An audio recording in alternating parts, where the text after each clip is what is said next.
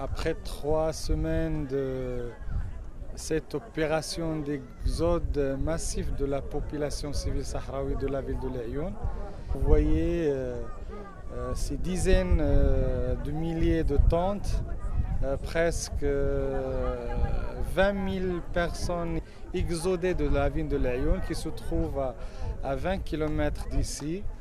Et si je fais un peu d'historique de l'évolution de la première tente jusqu'à maintenant 10 000 tentes, je peux vous dire que le 10-2010, les premières tentes s'installaient ici, et il était presque 40 tentes, ils étaient installés là au milieu.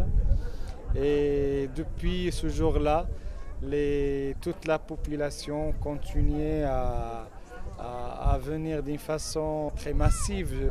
Cette façon de partir de la ville pour construire ce campement, c'était un message très important pour parler de la situation dans laquelle se trouve la population civile sahraoui. Ça veut dire leur situation économique, la situation des Sahraouis, comme vous savez, sous l'occupation marocaine. C'est une situation d'occupation, et partir de cette façon-là, c'est un message très important pour revendiquer, ou bien pour revendiquer le respect des droits des Sahraouis, mais les droits des Sahraouis dans ses globalités, quoi. C'est vrai que le comité maintenant qui est en négociation avec l'État marocain, il demande le respect, le respect des droits des Sahraouis, et les premiers droits, c'est le droit à un logement, le droit à un travail, le droit aussi d'avoir une situation dans laquelle les Sahraouis bénéficient de la richesse, des ressources naturelles du Sahara occidental, comme le demande premièrement et dernièrement au niveau international l'Union européenne. Il y a une résolution, la dernière résolution en ce qui concerne la question des ressources naturelles sahraouies, et particulièrement l'accord de pêche entre l'Union européenne et le Maroc. Le Parlement européen a demandé que les Sahraouis, qui sont les habitants du Sahara occidental, les autochtones de ce territoire-là, bénéficient de toute cette richesse-là, et que ça sera une clause dans ces accords.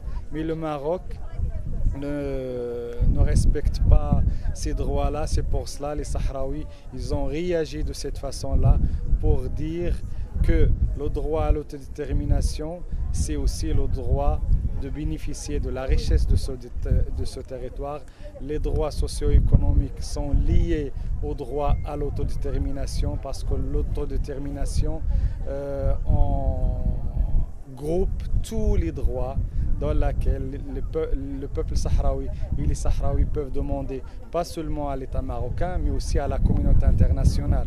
Alors aujourd'hui, la 3e semaine, ce campement est devenu une réalité d'un exode massif de la population sahraoui, qui suscite la réaction d'une part de l'État marocain, parce que l'État marocain est responsable de ce territoire-là, il est responsable des droits des Sahraouis-là, mais aussi ça a aussi suscité la responsabilité de la communauté internationale pour obliger le Maroc de respecter les droits des Sahraouis.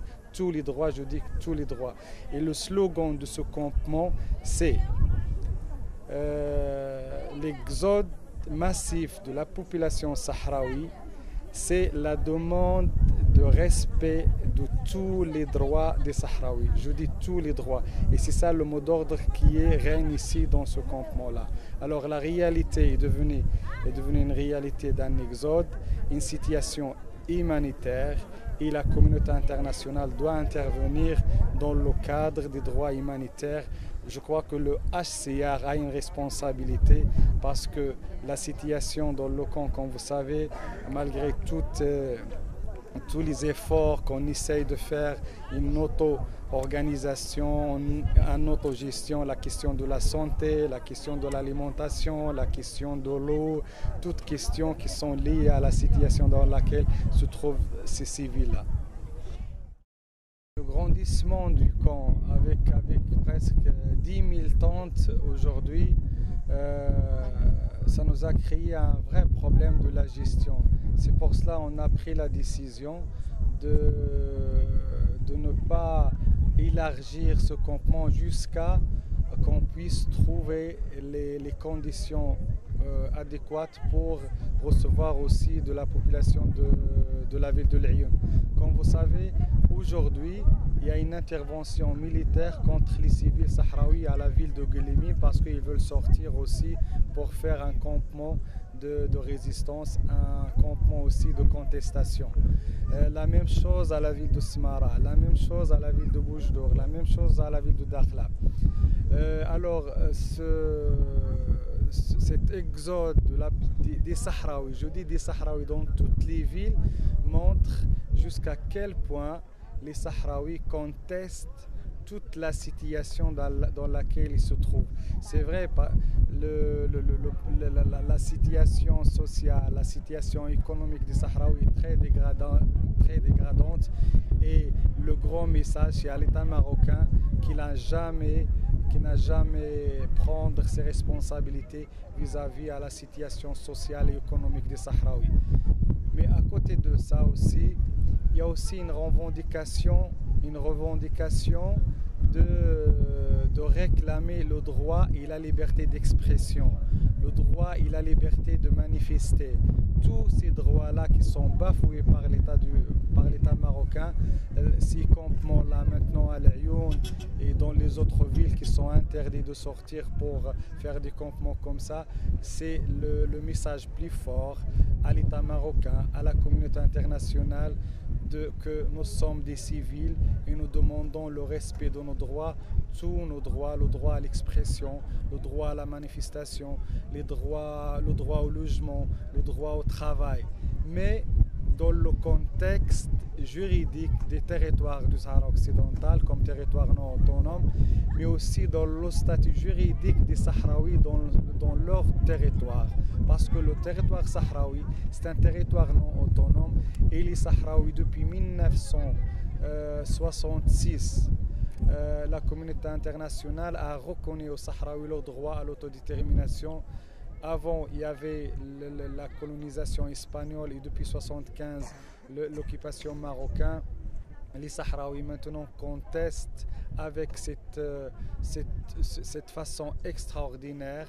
Pour nous, c'est une résistance et c'est la continuation de la résistance pacifique sahraoui depuis 5 ans, bien 6 ans. Les choses ont dépassé toute interprétation qui va limiter ce genre de contestation. Et l'État marocain, il doit être responsable de ne pas lier ce que se passe ou bien le limiter à des petites revendications ou bien on dira que les revendications, ce sont des revendications socio-économiques. C'est vrai, ce sont des revendications socio-économiques, mais l'ampleur, la grandeur de cette contestation donne tous les messages pour comprendre que les droits socio-économiques, ça fait partie de tous les droits et le droit à l'autodétermination réclame tous ces droits-là. Alors aujourd'hui, c'est une situation dans laquelle le Maroc doit prendre sa responsabilité, la communauté internationale doit prendre sa responsabilité, mais aussi les Sahraouis de cette façon-là, dire à la communauté internationale qu'ils vont continuer à résister. Résister, mais toujours avec des moyens pacifiques. Mais ces moyens pacifiques, ils doivent être une leçon très importante pour que la communauté internationale voit dans les Sahraouis un peuple qui est uni, un peuple qui utilise des moyens pacifiques pour revendiquer ses droits. Et je crois que la communauté internationale a l'obligation d'entendre la voix des Sahraouis à partir de ce campement. Le campement va durer jusqu'à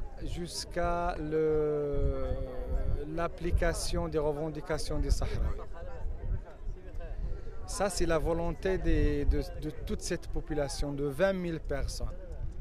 Mais l'application de ces revendications, c'est un droit à nous. Le reste, c'est le devoir des autres. C'est le devoir de l'État marocain. C'est le devoir de la communauté internationale. De faire, parce que ce que nous demandons ici, c'est ces droits. Ce sont des droits reconnus, même par l'État marocain, reconnus par la communauté internationale. Alors, le ballon, c'est maintenant chez nos amis marocains.